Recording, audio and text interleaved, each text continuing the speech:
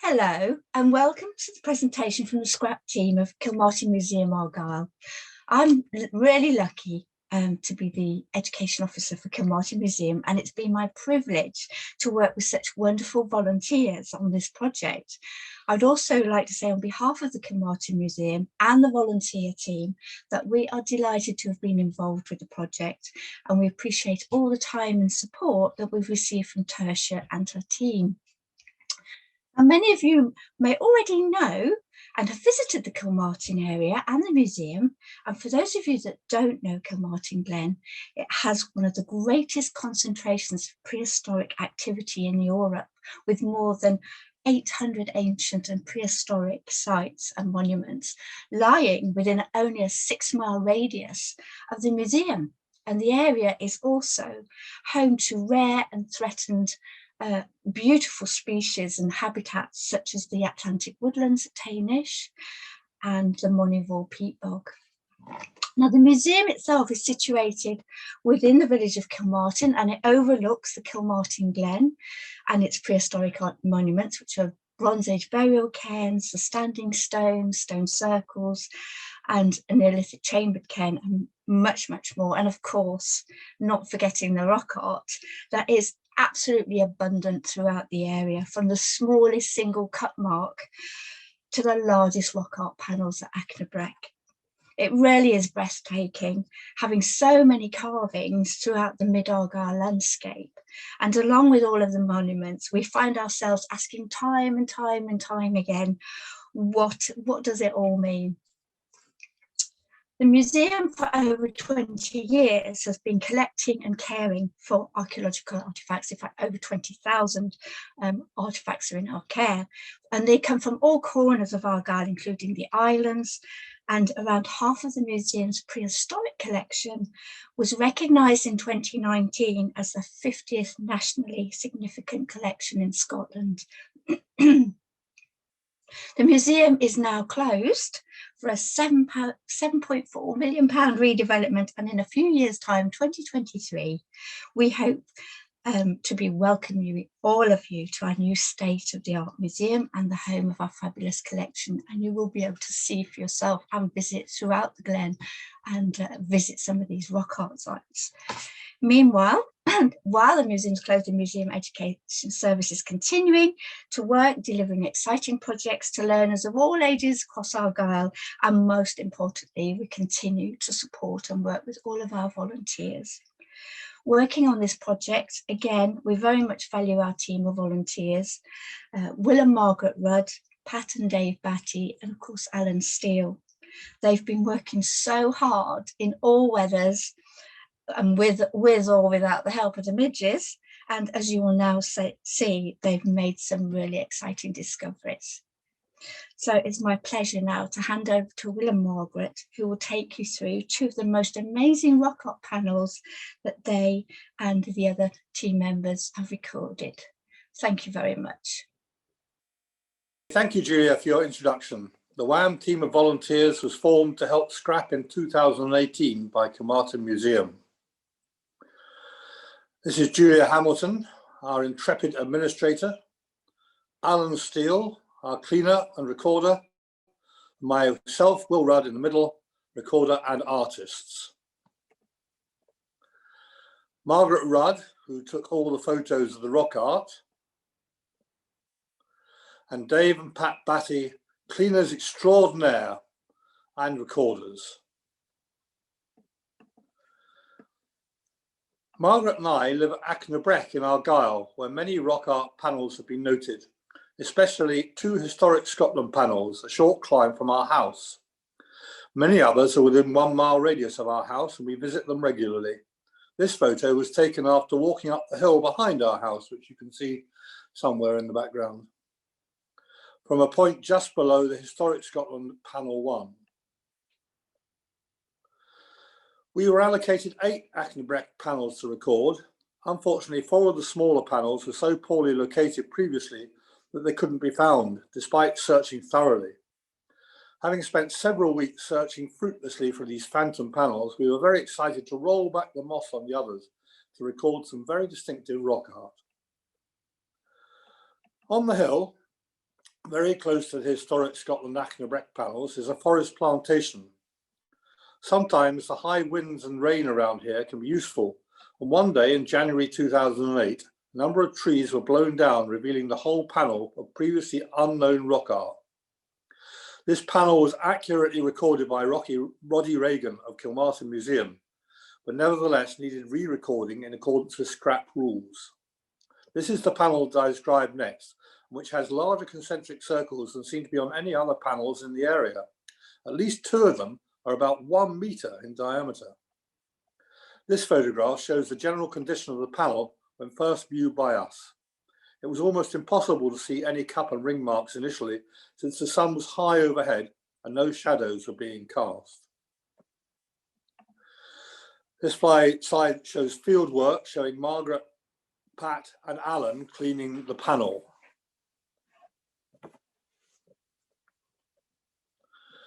On looking very carefully after cleaning, which took us at least 4 hours, and now as we were later in the day with better lighting, the cup and rings and larger circles became evident.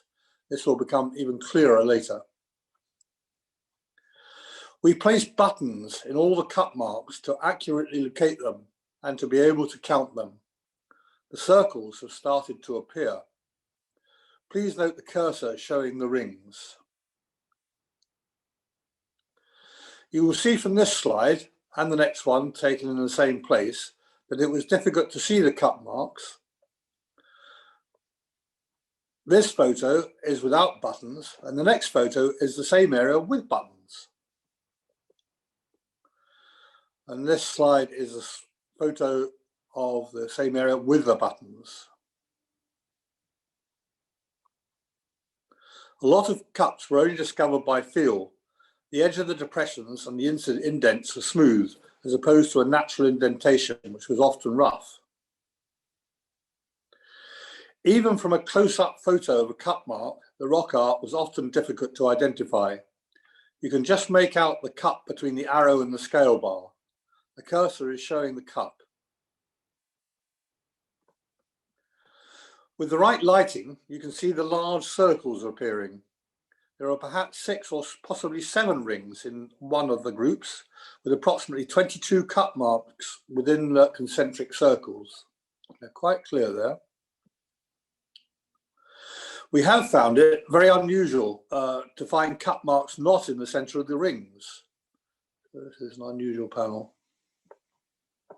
This is my sketch of the rock panel showing 49 cups, 5 cups with 1 ring, 2 cups with 2 rings, 1 cup with 5 or 6 rings, and 1 cup with 6 or 7 rings. And I will now pass over to my wife Margaret for the next slide of the 3D model on the panel to explain how the photogrammetry was carried out. Hello.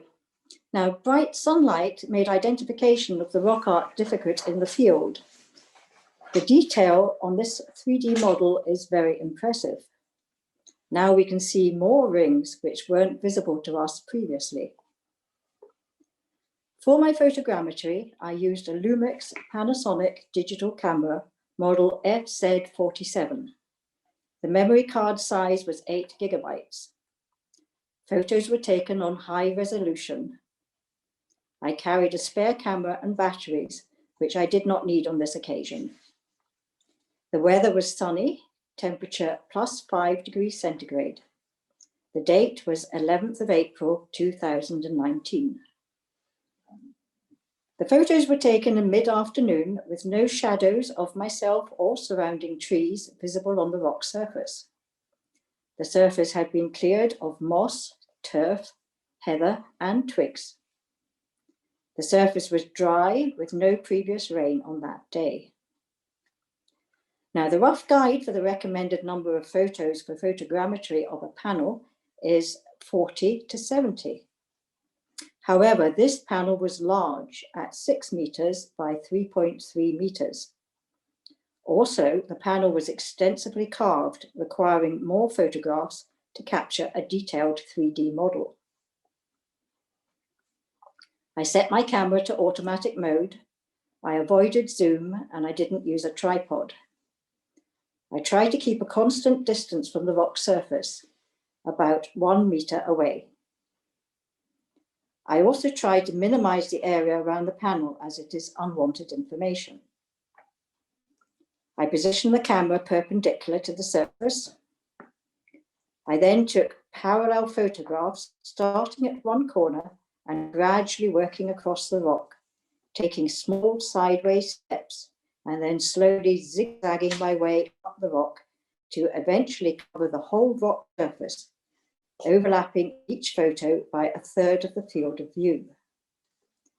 I made sure that I took extra photos of intricate rock art on the way. Now, this took me about 45 minutes, and I ended up with 205 photos. I am most grateful to Aaron Watson of Kilmartin Museum and Tertia Barnett for using special software to process the photographs to form a 3D model. I understand that they used Agisoft Photoscan, MeshLab, and then uploaded the model to Sketchfab. Another panel of rock art in the area was much more defined. This panel is on private land, and we are grateful to the landowners for their cooperation. This panel is locally known as the Dragon Rock because it resembles the back of a dragon in its context in the landscape. This photo was taken before cleaning. The whole of the panel was covered with grass to a depth of about 100 millimeters. The panel took 2 days to clean by Dave, Pat, Margaret and myself. The grass had certainly protected the cup and ring marks, which were very well defined and quite deep, to a depth in fact of between 10 and 20 millimeters. This slide shows the field work in progress. Again, we used buttons to identify the cups for counting. This is the same area without buttons. You will see that the rock art is easier to see here than the previous panel that I showed you at Achnabreck. Most of the art is on top of the rock, and the afternoon sun helps to identify the cup marks and rings. Most art here is of cup marks, but many have also complete rings. You will note a gutter in each of the 2 lower rings here.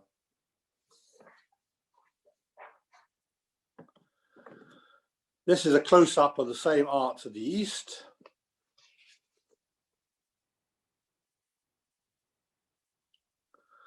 And this slide shows 2 cups joined together with a furrow or a double linked chain. There's the cursor showing the link. More cup marks on the dragon's back next, particularly showing how well they have been protected. See how deep they are. And then this is a view taken from the north end of the dragon's back, down to the sea. Next photo gives a good idea of the dragon's back looking from the east to west, but separate rocks not shown form the head and the tail. Next photo shows my sketch of the panel.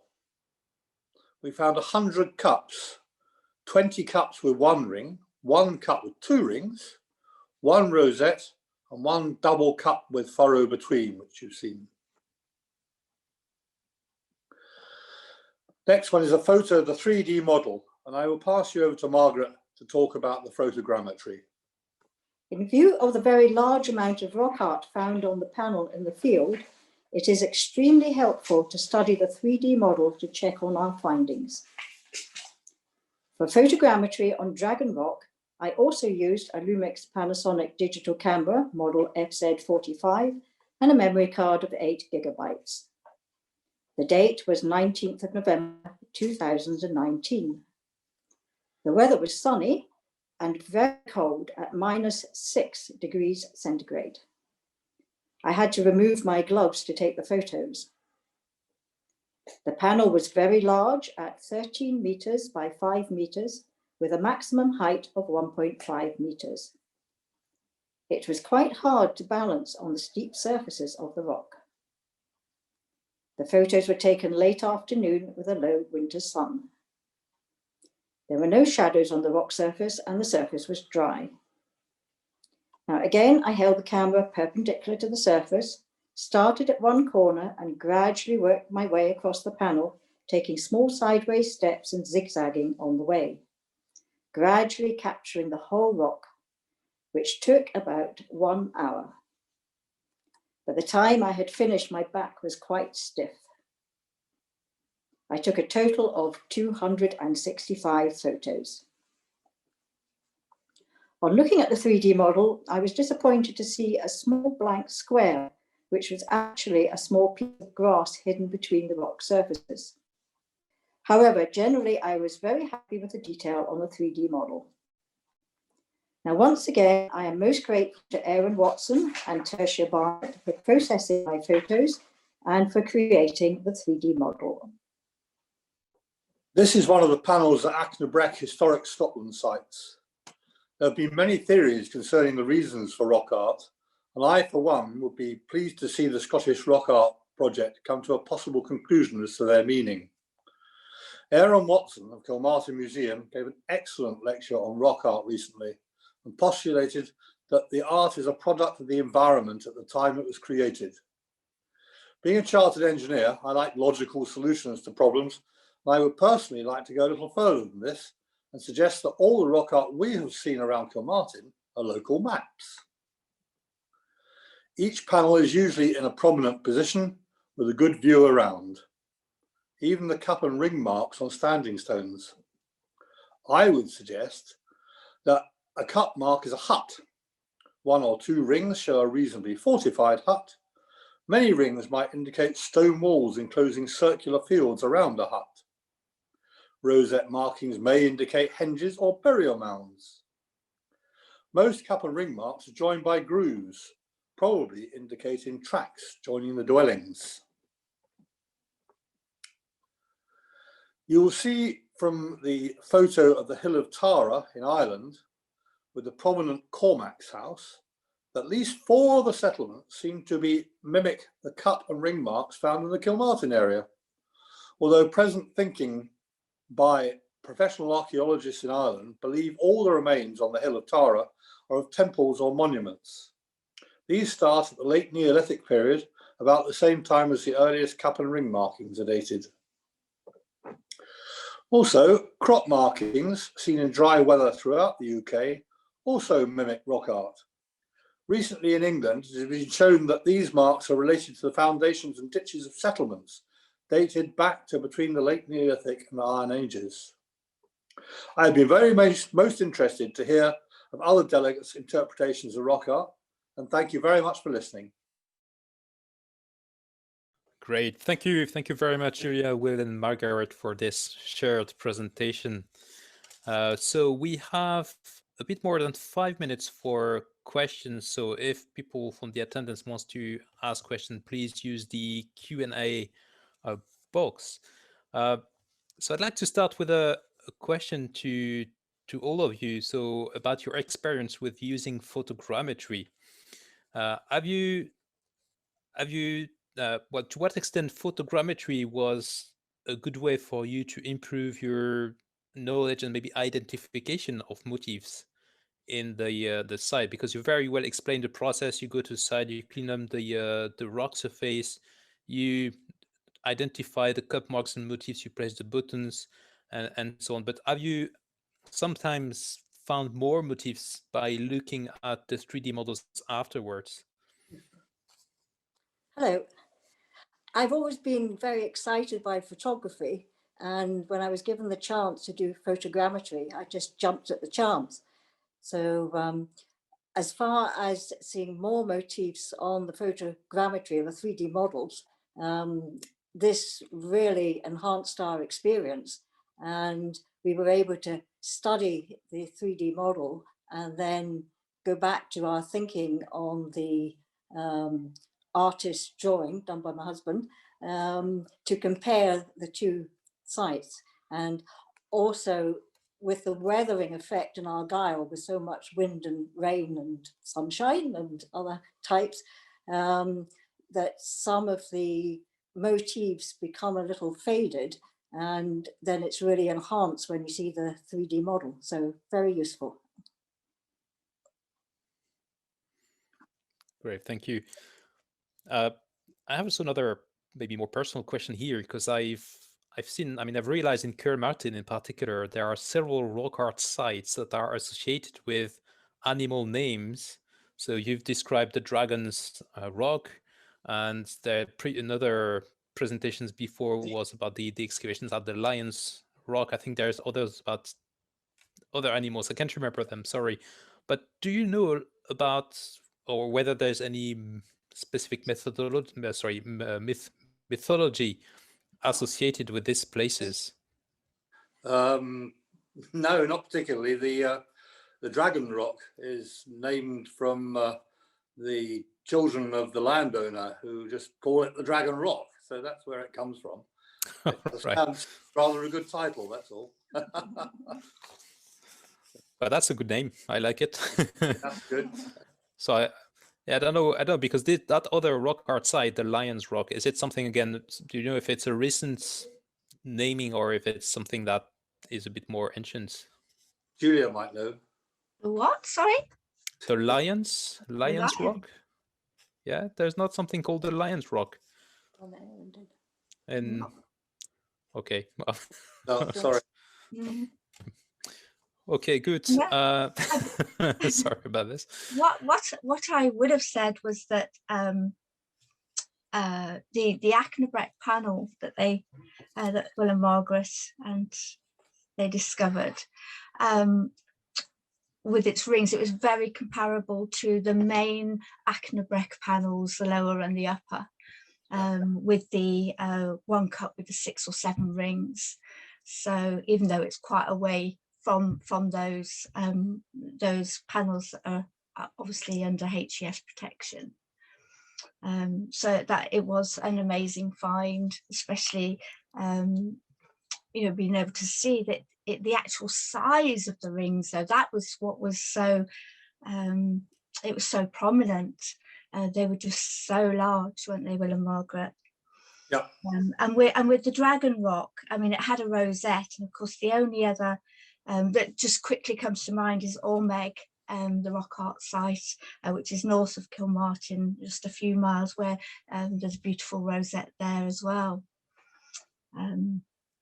But yes.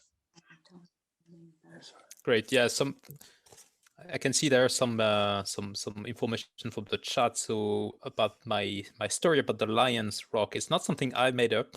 It's actually the lion and the tiger's rocks that were named by Andy Jones' children, so who excavated the site. So here again, looks like the children are very good at creating, yeah, interesting names for those rocks. Great. So I don't think we have any more questions. So I would like to thank the 3 of you once again for your great presentation about your very nice work.